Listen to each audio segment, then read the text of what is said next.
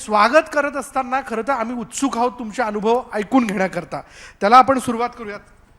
अर्थात सचिनजी, मी आपल्याला पहिला प्रश्न म्हणजे वारंवार मी आपल्या प्रवासातला जो टप्पा या ठिकाणी सांगतोय की शेतकरी ते रोपवाटिका या सगळ्या प्रवासाबद्दल सांगताना हा उद्योग कसा किफायतशीर ठरू शकतो. म्हणजे बघा ना, शेती आहे पण रोपवाटिका म्हणजे त्यातनंही उत्पन्न मिळू शकतं माणसाला.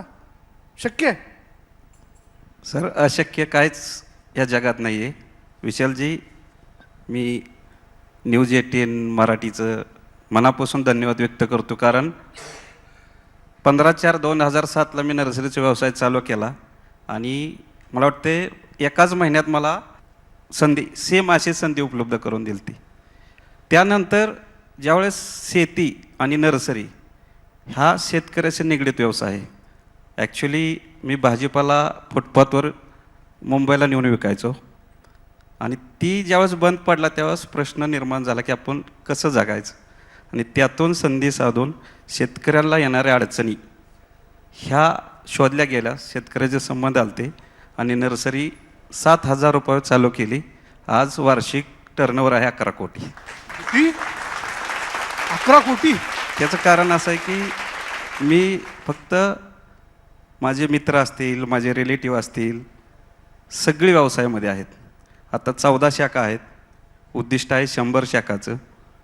नर्सरी असा व्यवसाय आहे जसे डॉक्टर असतील, वकील असतील किंवा कुठलीही कंपनी असेल.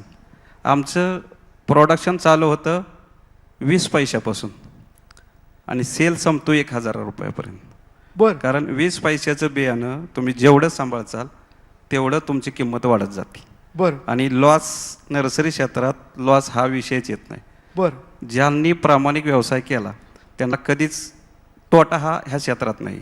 मी तरुण उद्योजकांना एकच सांगू इच्छितो की तुम्ही कुठलाही व्यवसाय करत असताना तुमचा रोडमॅप तयार पाहिजे.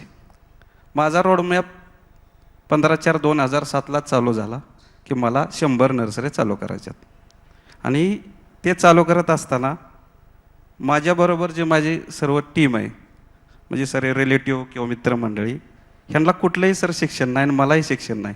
माझं फक्त 10वी शिक्षण आहे.